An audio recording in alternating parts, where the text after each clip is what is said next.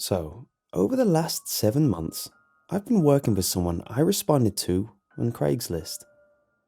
Well, I'll just explain everything. This seems like an appropriate place to do so. I was scouring the internet for some sort of paying gig.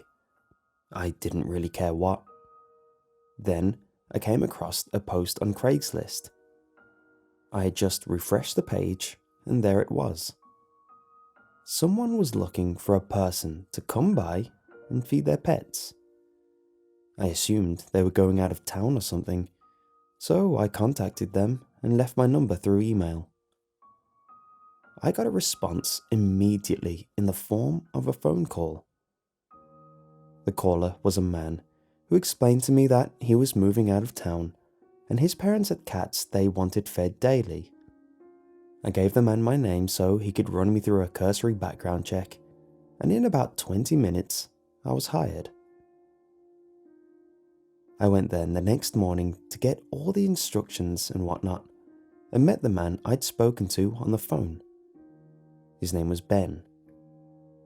Ben explained to me that he would no longer be able to care for his parents' cats, and that his parents needed to focus on themselves. So, I was being brought on to take care of that. The money would be left on the kitchen table at the end of every week, $200 a week. Just to feed some cats, I know, right? In addition to that, money for more cat food would be left for me as needed. Then, he told me the first thing that I thought was strange. I was to come at exactly 10 a.m. every day and be gone by 10 past 10 in the morning. And I was to never, under any circumstances, to interact with his parents. He told me that when in their home, they will be in their chairs in the living room watching television, and that I was not to disturb them ever. He asked if any of that would be a problem, to which I assured him it wouldn't. He then showed me the area in which the cats eat. There were 4 cats, and where the food was kept. While not rude in the least, he was very adamant that I not explore further in the house, to which I assured him wouldn't be a problem. He ushered me outside and showed me where the spare key was in case the door was ever locked, but he told me that was very unlikely to happen. And with that, he expressed his hope that I could be trusted one last time, shook my hand, and told me to be there at 10 a.m. every day starting tomorrow. If I was ever unable to make it, call and leave a message on their home phone, to which he gave me the number. I shook my head and was on my way. The next day came, and I went inside at exactly 10 a.m. I walked into the house, and immediately to my right were Ben's parents, sitting in recliners, facing away from me, watching some kind of game show.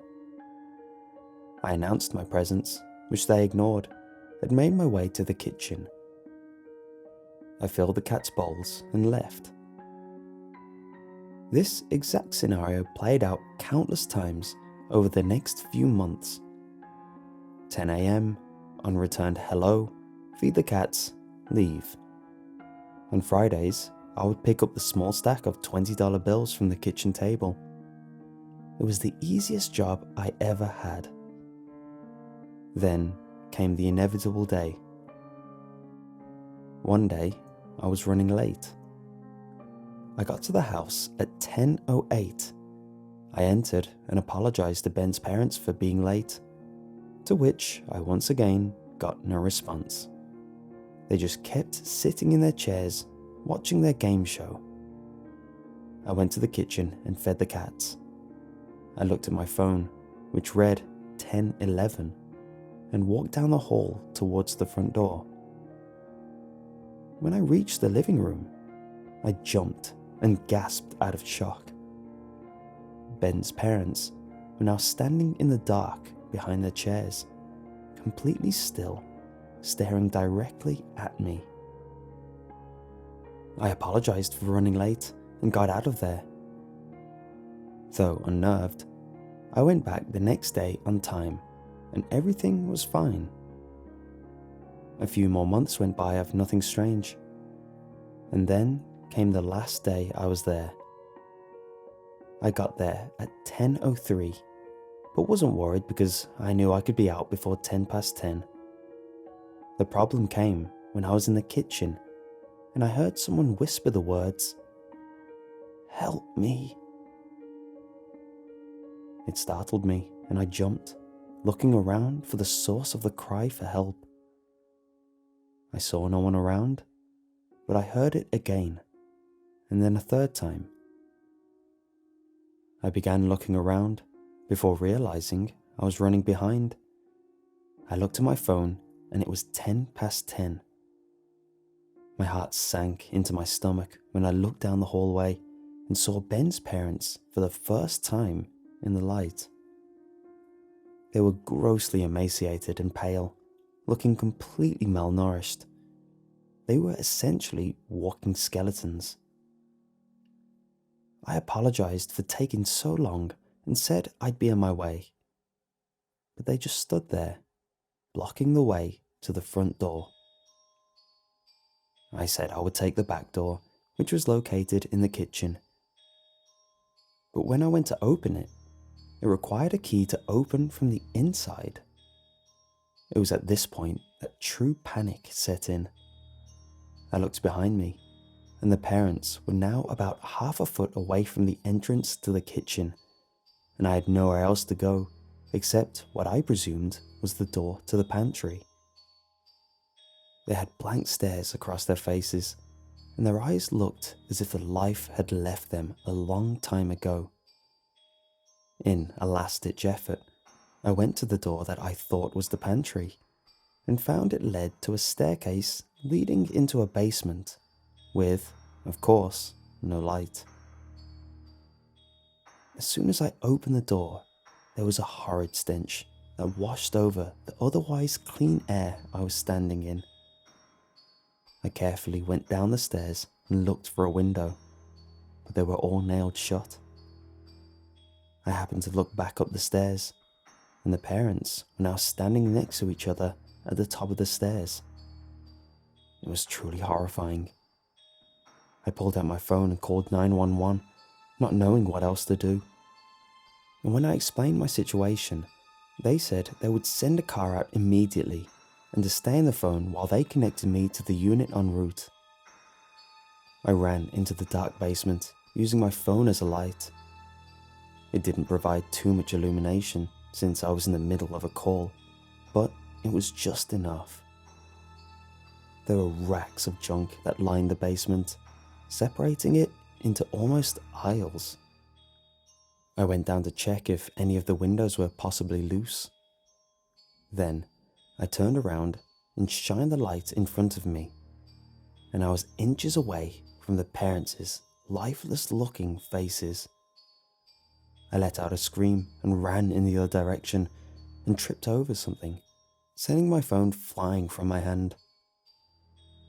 Of course, it landed face down, so I couldn't find it.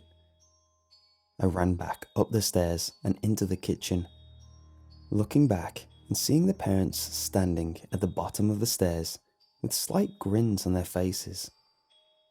I ran down the hall to the front door and flung it open, screaming when I saw the cop standing right in front of me.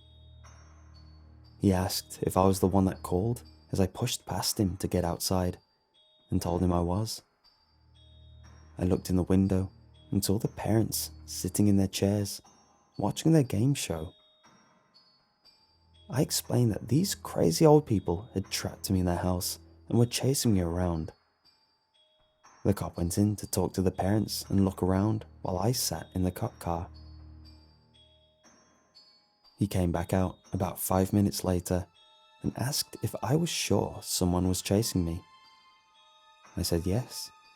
I was absolutely sure that it was the two old people that lived there. He informed me that the people that lived there, the people in the chairs, have been dead for quite some time. I asked what the smell in the basement was, and he said there was another body down there. Backup showed up.